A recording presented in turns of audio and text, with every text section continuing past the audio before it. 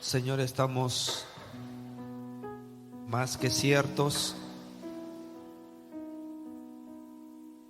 que tú eres el único que puede avivar nuestras vidas. Ya nada nos llena, Señor, más que tú. Solo tu presencia, Señor, hace la diferencia en nuestras vidas.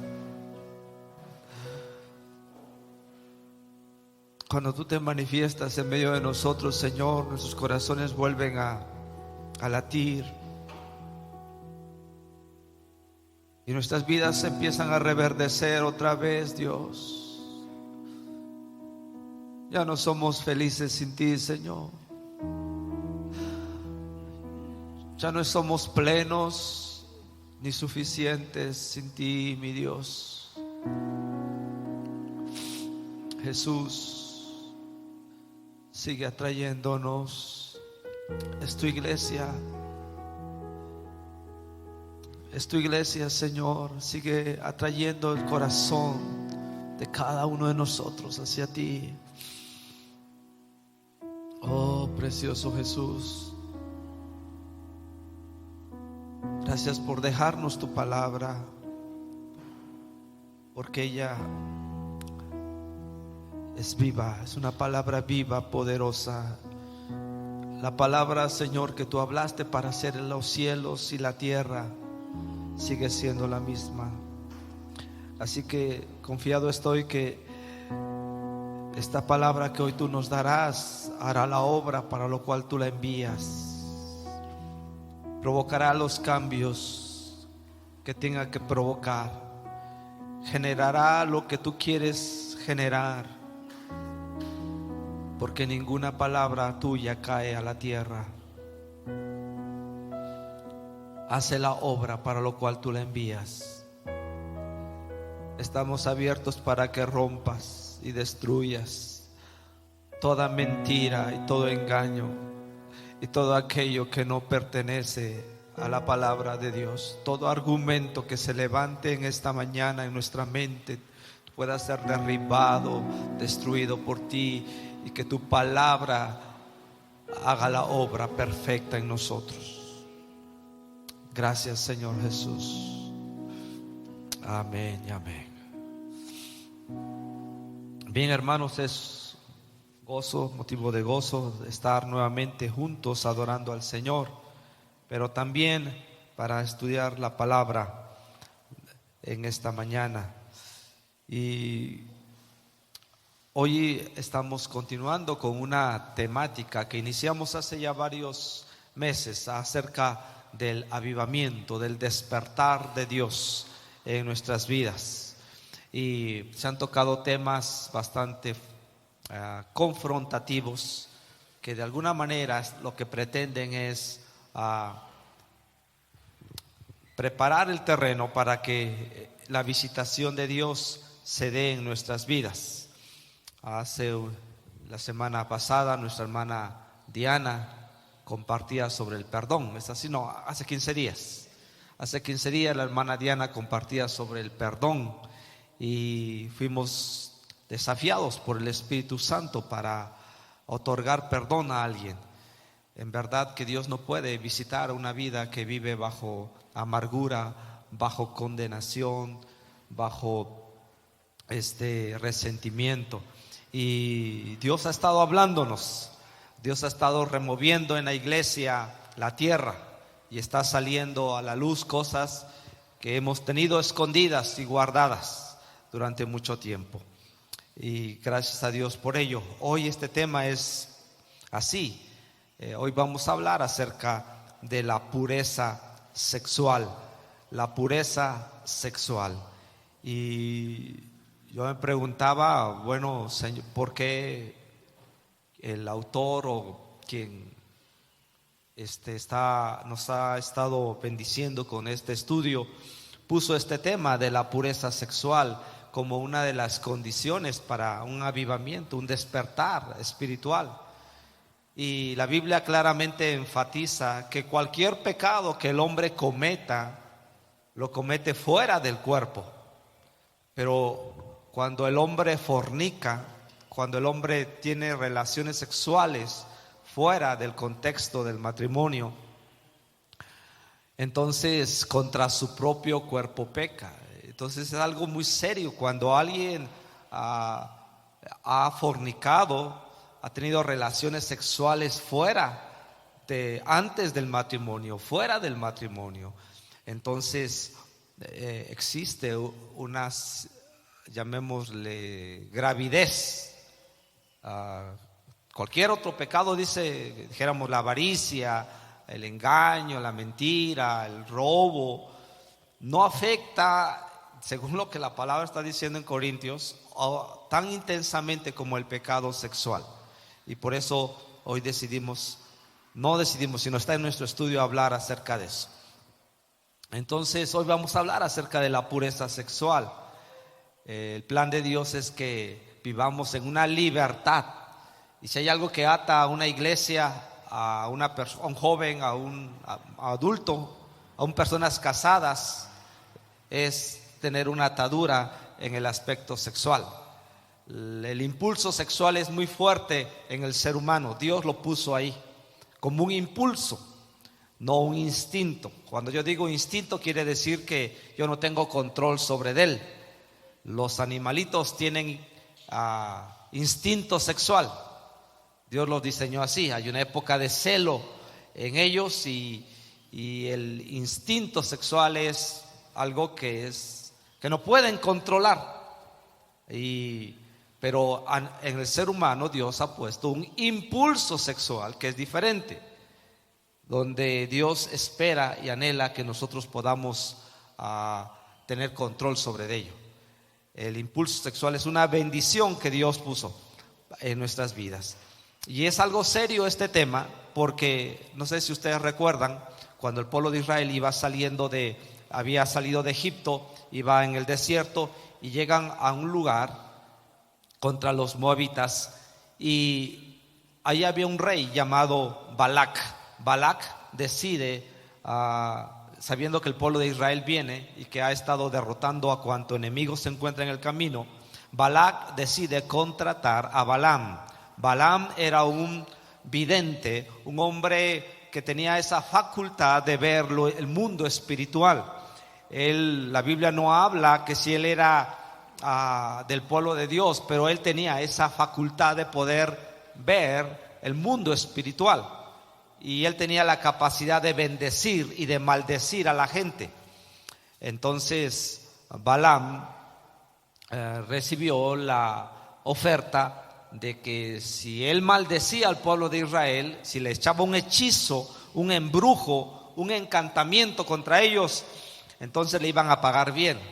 Y Balaam va hasta el monte, ve a Israel ahí acampado en el desierto, lo ve distribuido como Dios había mandado por tribus, y él, cuando empieza a querer maldecir al pueblo de Israel, a echarle el hechizo, el embrujo contra ellos, dice la Biblia que Dios le cambia a él en el libro de Números ese deseo, esa voluntad, y en lugar de maldecir empieza a bendecir.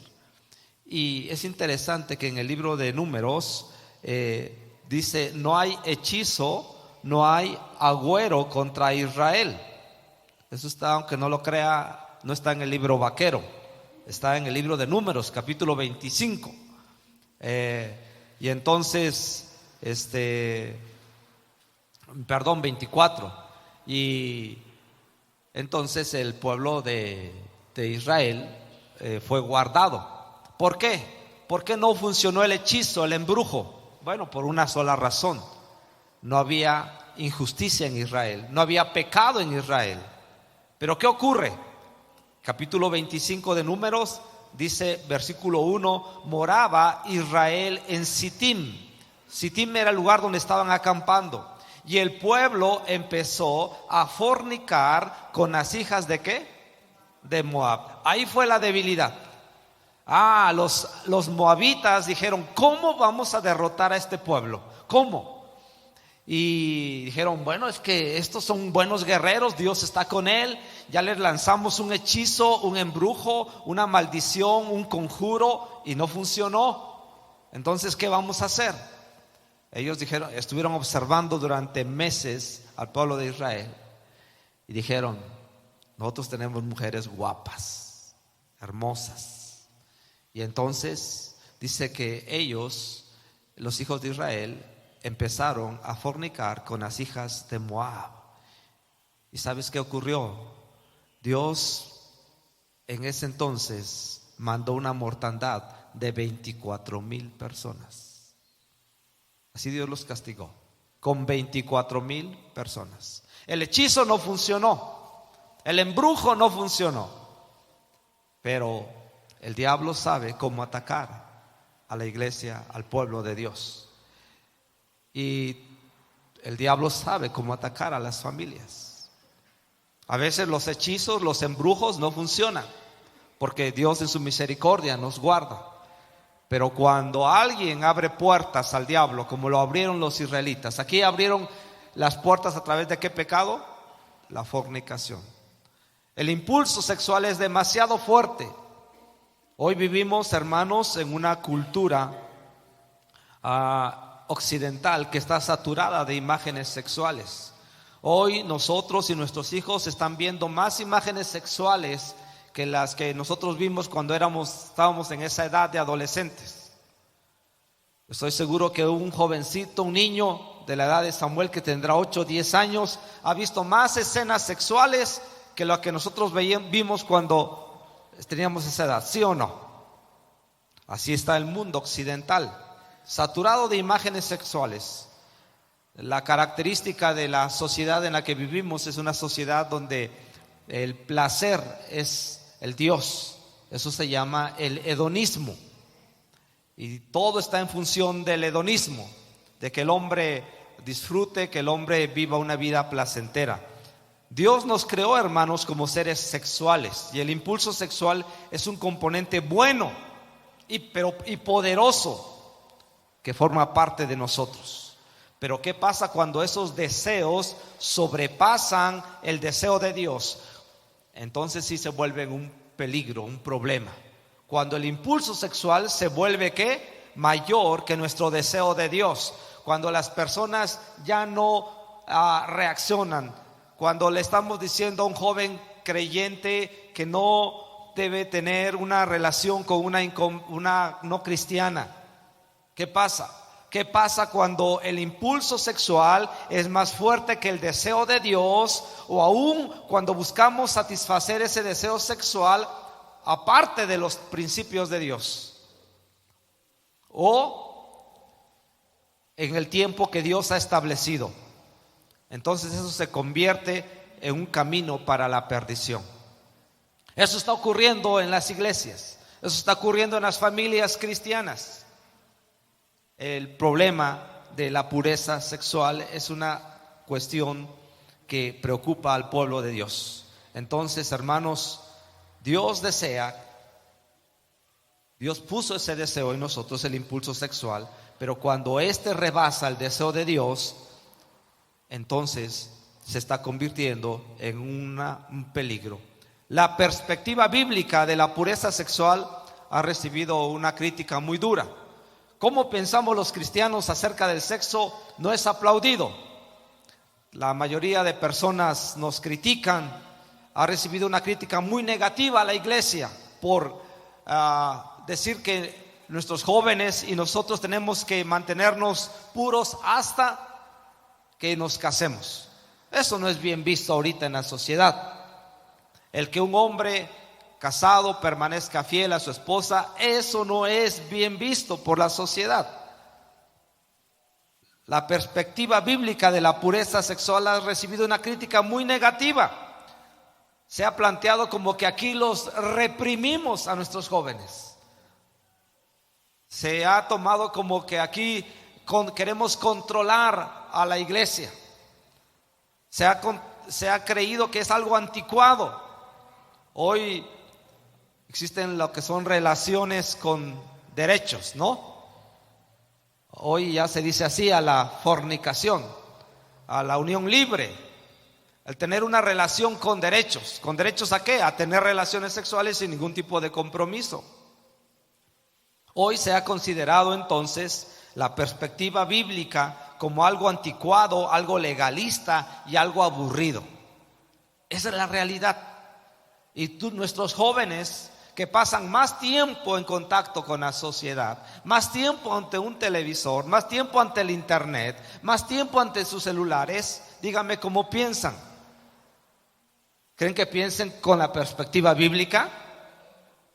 No. Antes en la época de mi época de juventud, la pornografía estaba en los puestos de periódicos. Hoy no, hoy la pornografía ya está en las casas, ya está en las habitaciones de nuestros hogares. En la iglesia ya está la pornografía, está en los celulares de nosotros, ¿o no? ¿Por qué se asustan? Ahí está, en el celular está la pornografía.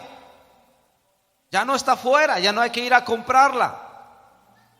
Ya está ahí, en los celulares de nuestros hijos, en nuestros celulares, en nuestras habitaciones. Y amados hermanos, tenemos que hablar que si queremos un avivamiento, tiene que haber pureza sexual en el liderazgo de esta iglesia, en los miembros de la iglesia. Es una realidad esto. La lucha con la lujuria, hermanos, no es un fenómeno del siglo XXI. Algunos hermanos me dirán: ay, hermano, yo recuerdo a una persona ya de unos 65, 70 años que me dice: ay, hermano, porque un día vi que le daba unos fuertes abrazos a una hermana y pues se me hizo sospechoso y lo llamé. Le dije: hermano, usted abraza muy efusivamente a las hermanas. Y se sintió ofendido. Ya varias veces lo había yo visto, ya otras personas me dijeron: miren, observa a fulanito y vas a ver que es muy efusivo. Y lo llamé a la oficina y entonces le dije qué pasaba. Y me dijo: hermano, yo ya no tengo problemas con eso. Tenía como 65, 70 años. Ya no tengo problemas con eso. Yo ya no tengo problemas en esa área de mi vida. Ah, le digo, pues sabes que yo no te voy a creer hasta que yo te esté enterrando. El impulso sexual en el hombre es hasta que lo veamos 3 metros bajo tierra, hasta ahí voy a estar confiado. Y le digo: a mí usted no me va a engañar, le dije. Yo no he llegado a esa edad, pero yo sé que el impulso sexual en el hombre es hasta que se muere, ¿verdad? Y hermanos, esa es una realidad. La lujuria no es un fenómeno del siglo XXI, no está fuera de la iglesia. La lujuria también está dentro de la iglesia. Y en hombres y en mujeres. Ya no es una cuestión, antes se pensaba que el hombre era nada más lujurioso. O también hay mujeres lujuriosas. Dirán: ¿por qué escogería este tema el hermano? Yo no lo escogí, fue ya. Ahora, vamos a ver cómo no es algo nuevo. Primera de Tesalonicenses, capítulo 4, versículo 1 al 8. Es un pasaje muy contundente sobre este tema. Primera de Tesalonicenses 4, del 1 al 8. El apóstol Pablo, inspirado por el Espíritu Santo, le escribe a la iglesia que está en Tesalónica. El mundo de aquel entonces era igual que el nuestro, pero se caracterizaba por una vida licenciosa, una vida muy perdida. Y la iglesia de Jesús empezó a florecer en ese contexto, en el contexto donde la adoración a sus deidades, principalmente en los cultos romanos y griegos, eran caracterizados por sacerdotisas que trabajaban como prostitutas en los templos. Entonces, aquella gente que era muy consagrada iba a esos templos a prostituirse. Imagínate que aquí hubiera una iglesia en el sentido de una secta o un grupo donde se permitiera la prostitución y donde parte de tu devoción, no sé a qué Dios, pero se te permitiera tener relaciones sexuales. Esa iglesia estaría llena estaría abarrotada, ¿sí o no? Y creyendo que esa era la forma de tener una cierta espiritualidad. Bueno, esa era la iglesia de Tesalónica, el lugar donde estaba la iglesia de Tesalónica. Y en medio de eso Dios empezó a rescatar a cristianos, a personas que se convirtieron al cristianismo, tuvieron un encuentro con Jesús. Y entonces Pablo tiene que hablarles de una manera muy clara a ellos porque estaban en ese contexto. Dice 1 Tesalonicenses 4 del 1 al 8: por lo demás, hermanos, os rogamos y exhortamos en el Señor Jesús, porque esto solamente es para los cristianos, tengo que decirles, esto que yo les voy a compartir es para cristianos. Uno que no es cristiano no lo va a entender y no va a querer hacerlo y se va a sentir hasta molesto y agredido en esta mañana. Esto es para aquellos que son hermanos reales. Quienes tengan el temor de Dios van a decir gracias a Dios por este mensaje. Quien no sea un cristiano real va a decir, uy, quién sabe qué pasaría, porque dio el tema el hermano, ¿verdad? Os rogamos y exhortamos en el Señor Jesús que de la manera que aprendiste de nosotros. Pablo está diciendo que él era un ejemplo para ellos. ¿De acuerdo? Era un líder que dando un ejemplo. ¿Cómo os conviene conduciros y agradar a Dios? Así abundéis más y más. Porque ya sabéis qué instrucciones os dimos por el Señor Jesús. Pues la voluntad de Dios es vuestra ¿qué? Que os apartéis de fornicación. ¿Cuál es el plan de Dios para esta iglesia? Que se aparte de fornicación. Para nuestros jóvenes, ¿cuál es el plan de Dios? Que se aparten de fornicación. Para los matrimonios, ¿cuál es el plan de Dios? Para los de la tercera edad. Sí, dirán, ay no, pues claro que sí, ya les di el ejemplo, ¿sí o no?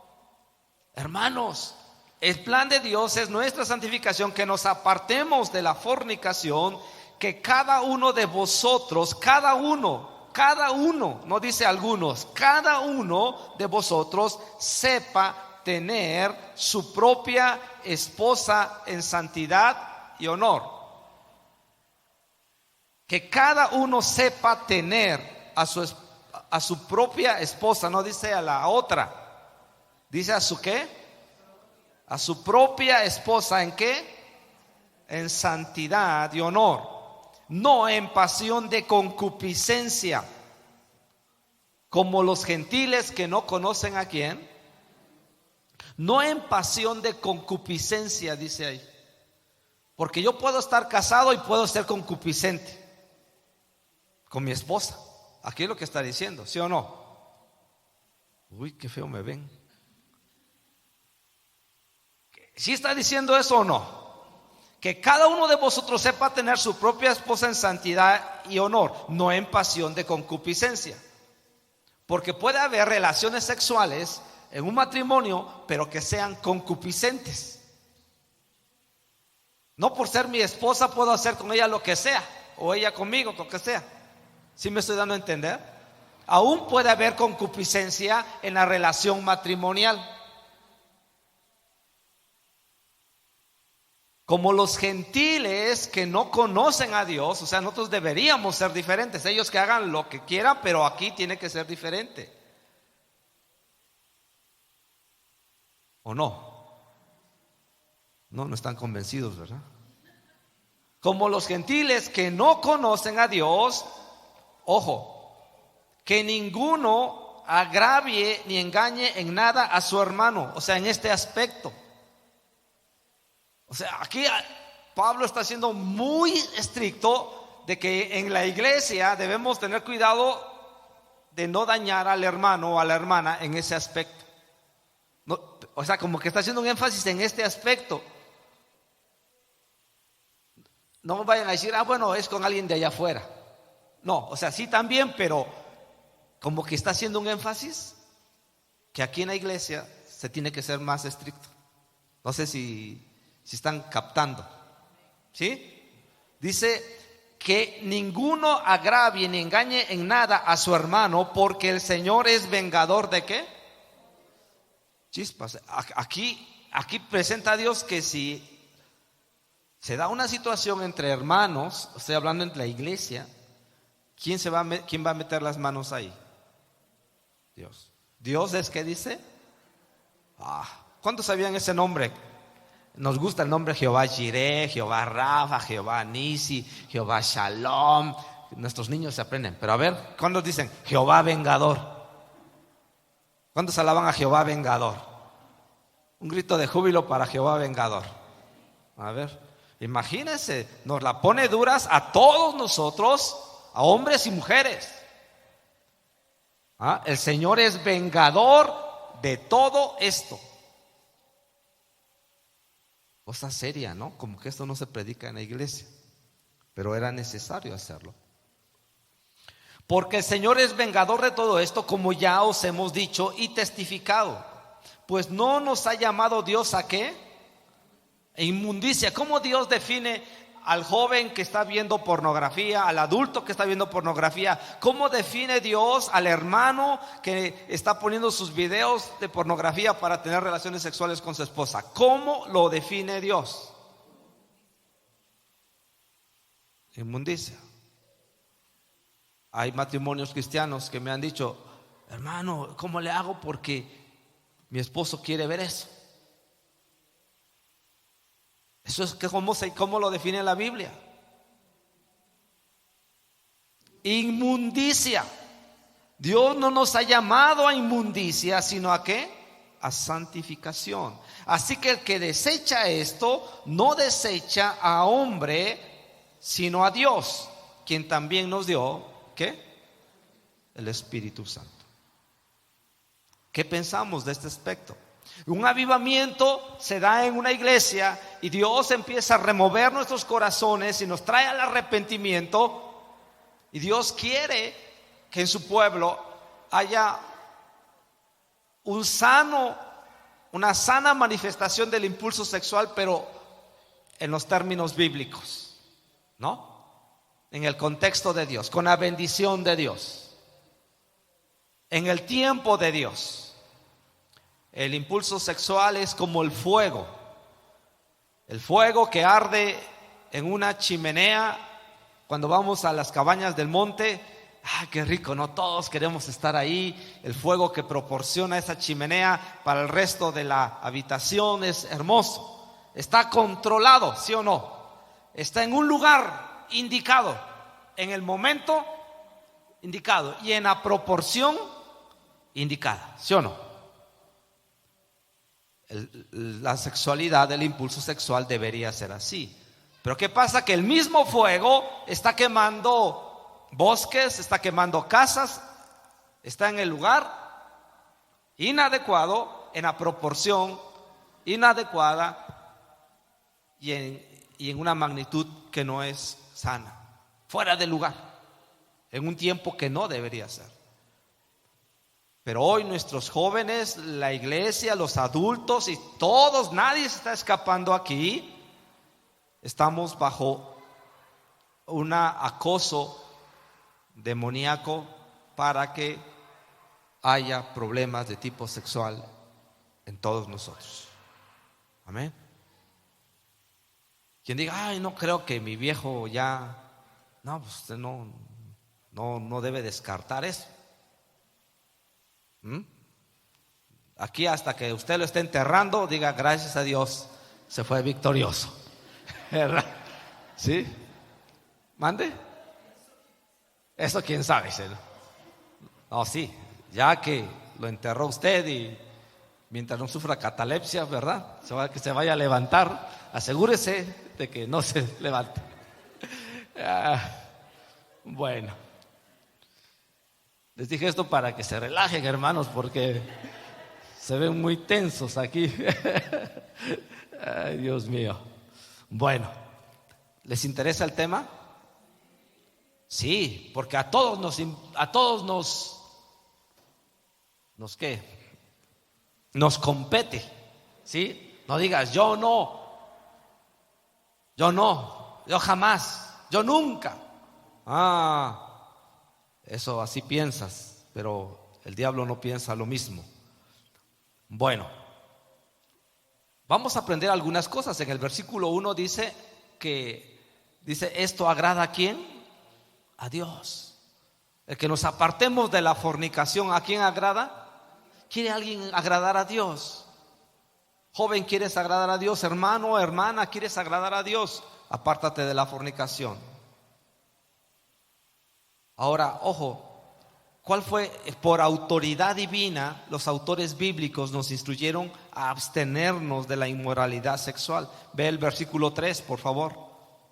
Versículo 3, léelo, por favor. Dice, pues la voluntad de Dios, ¿qué es? A veces los jóvenes vienen, hermano, ¿cree que es la voluntad de Dios que yo ande con Petrita, la filistea? ¿Verdad? Oye, ya no, ¿para qué preguntas? ¿Verdad? ¿Para qué preguntas? La voluntad de Dios, ¿cuál es? Vuestra santificación. ¿Y qué es parte de la santificación? Que os apartéis ¿de qué? De fornicación. Y fornicación podríamos definirla como cualquier práctica de tipo sexual que está fuera de los principios de Dios.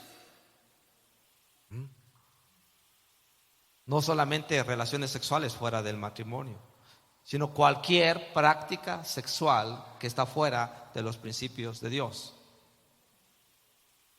Hoy que se ha sofisticado tanto la cuestión del tipo sexual, las conversaciones en el internet, ¿sí o no? El famoso Instagram, el estar subiendo fotos. Hermanos, yo quisiera que tuviéramos mucho cuidado, porque como pastor a mí me llega información que a ustedes no les llega de lo que está ocurriendo en el cuerpo de Cristo, y es alarmante lo que está pasando. Jovencitas nuestras tomándose fotos con una connotación sexual, tomándose videos. Imagínense, esto está ocurriendo en la iglesia. Son nuestras hijas, son nuestros hijos. Ay, pero yo pensé que estaba haciendo la tarea de biología. No, es la realidad.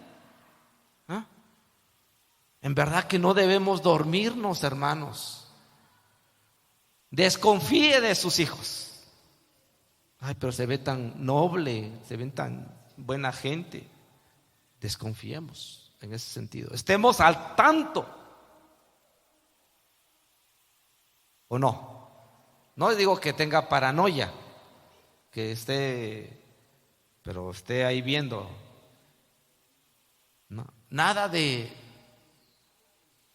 tener celulares con contraseñas. Y no les permita, si tienen contraseñas, no les permita tener celular. Menos entre esposos tienen que tener contraseñas. ¿Quién le dice si su viejo no está atado a la pornografía? Y no quiero decir al revés, ¿no? ¿Quién dice que si no, mejor no. Es importante, hermanos, todo esto. ¿Sí está de acuerdo que es importante lo que estamos viendo? Nosotros, ¿cuál fue el argumento? ¿Por qué nosotros tenemos que ser diferentes? Porque nosotros conocemos ¿a quién? A Dios. Dice, ellos no lo conocen. Razón tienen de ser así. Pero si ustedes y yo conocemos a Dios, no puede ser eso. Amén. No puede ser eso, hermano. Será un hermañoso, pero no será un hermano. ¿Sí? Será primo, pero no será hermano.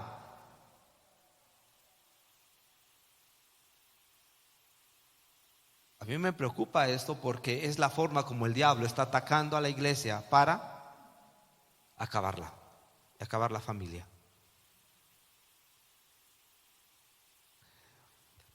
Nos está pasando como cuando a las ranas les dicen que les ponen, agarras tú una rana y la echas en agua caliente y salta, ¿verdad? Inmediatamente. Pero cuando tú agarras una rana y la metes en agua fría y la pones en la lumbre, como va subiendo la temperatura, ahí se queda, poco a poco, poco a poco, poco a poco, y ahí quedó chamuscada. Ahora, ¿sabes qué pasa con nosotros? Así está pasando en la iglesia. La iglesia, así va Satanás subiéndole de tono a la cuestión de la permisividad sexual. Y nos estamos acostumbrando. Ya cuando queremos salir, ya estamos hasta acá. Es lo que está ocurriendo. Miren, hermanos, no quiero alarmarlos, pero vaya a cualquier iglesia, y me da pena decirlo, pero es que Dios lo está hablando aquí así. En cualquier iglesia hay problemas de tipo sexual.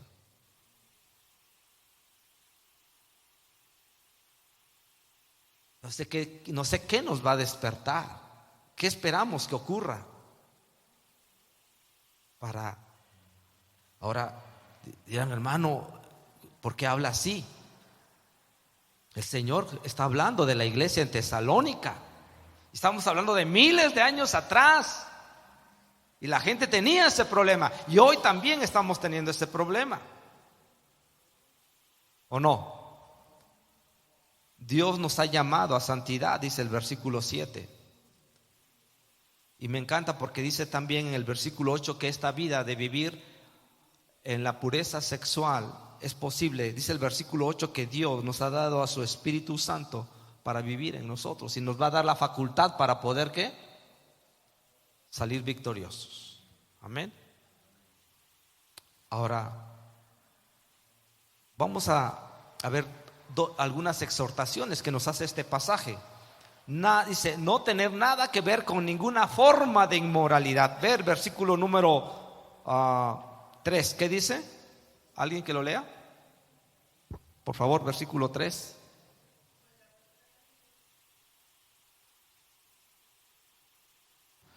Que os apartéis de fornicación. No tener nada que ver con ninguna forma de inmoralidad. Efesios 5:3, alguien que lo lea por favor, es un pasaje muy importante. Me encanta ese pasaje, lo que dice. Efesios 5:3. ¿Por qué será que la Biblia es tan abundante en este tema, hermanos? ¿Por qué será? ¿Será que a Dios le importa? Sí. No es algo que son 2, 3 textos, hermano, nada más. No, hay porciones enteras en la Biblia sobre esto. ¿Qué dice Efesios 5:3?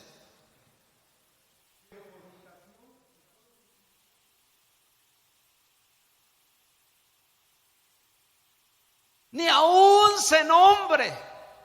Esto es lo que no se debe oír en una iglesia. ¿Ah?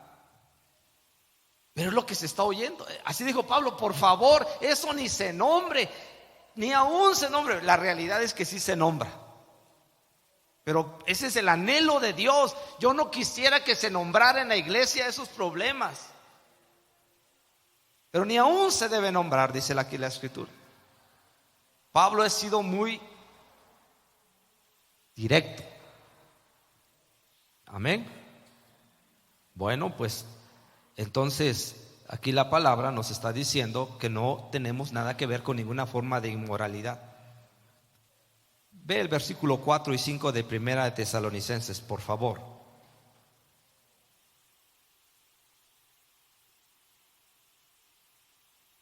Dice el versículo 4, que cada uno de vosotros sepa, vean ese verbo, que cada uno de vosotros sepa tener su propia esposa en santidad y honor. Debes saber qué cosas te incitan a la inmoralidad y evitarlas, o a la pureza y fomentarlas. ¿Qué cosas te incitan a ser inmoral? ¿Yendo a qué lugar? ¿Estando con qué persona te incita a la inmoralidad? Tú debes saberlo. Ay no, Ave María Purísima. Si tú no sabes, tú deberías saber. Los varones deberíamos saber qué me incita a mí a la inmoralidad sexual. Si tú no lo sabes, es que ya caíste o estás ahí. Deberíamos saber el lado frágil. Por un ejemplo, si yo veo que saludar, por decir algo así, no, saludar a una hermana de beso así, a mí me provoca algo, ¿qué debo hacer? Ahora, tal vez a otro no. Bueno, ese no, pues ese que lo siga haciendo. ¿Sí me estoy dando a entender? Yo debo ¿qué? Saber, debo conocerme, que cada uno sepa, porque cada quien es diferente. Amén. Ay, Señor, qué feo me ven. Las hermanas igual. Las hermanas tal vez no tienen esa propensión a lo visual como a la atención. Si hay un hermanito que siempre las está atendiendo y ellas se sienten halagadas y ellas se les mueve el piso, ¿qué deberían hacer?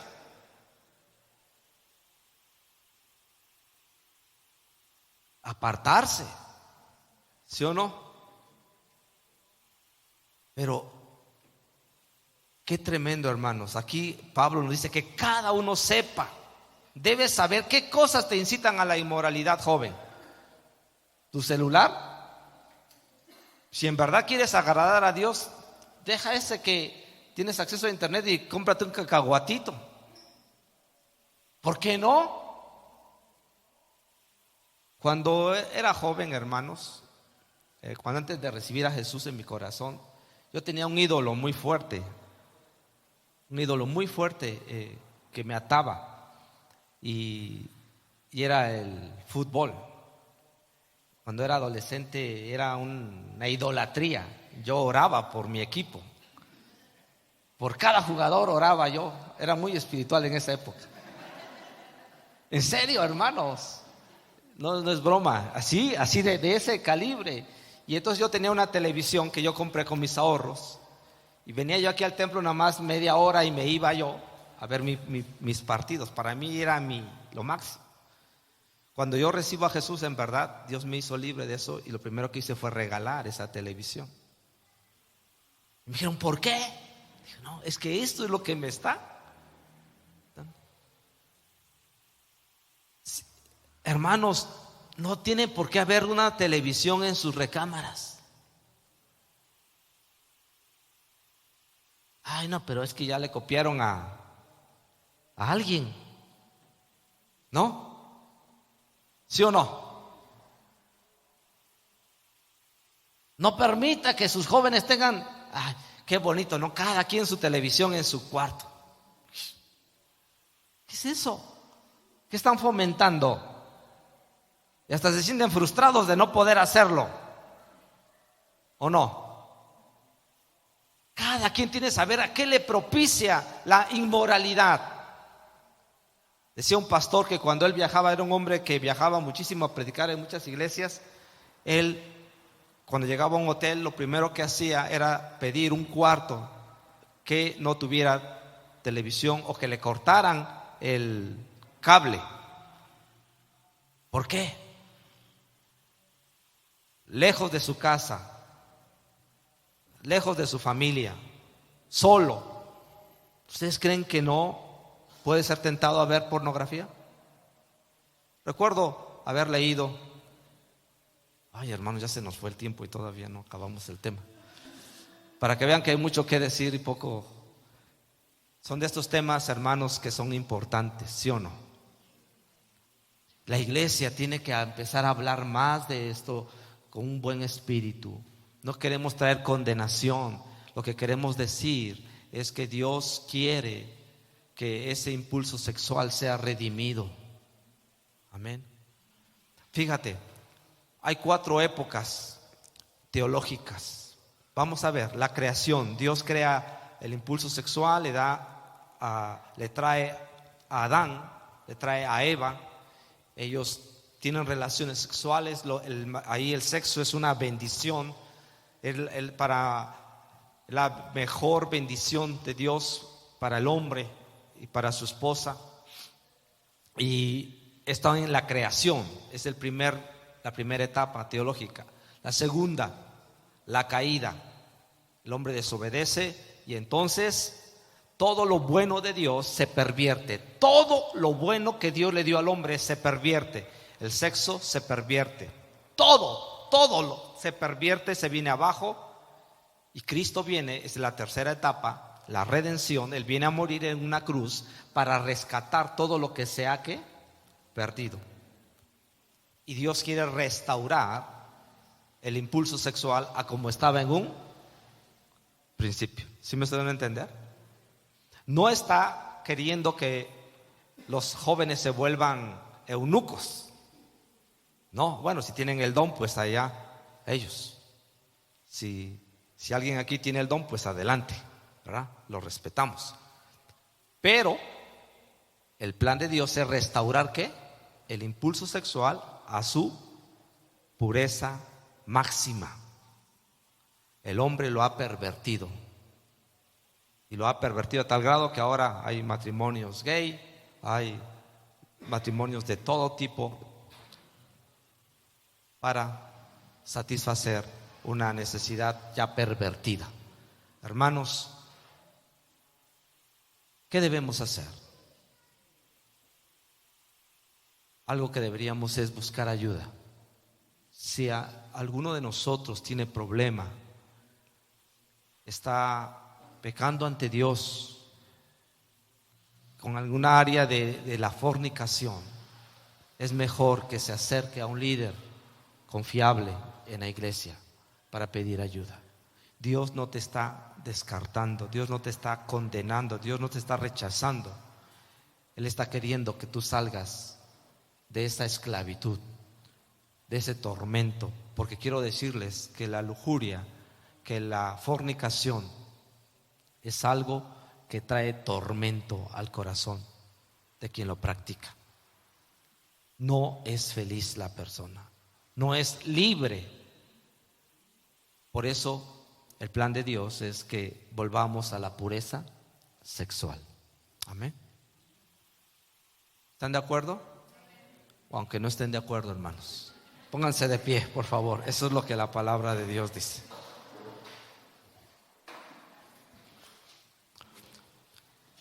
Aquí, ahora sí, aquí vamos a hacer que cada quien ore por sí mismo, no ore por su hermano.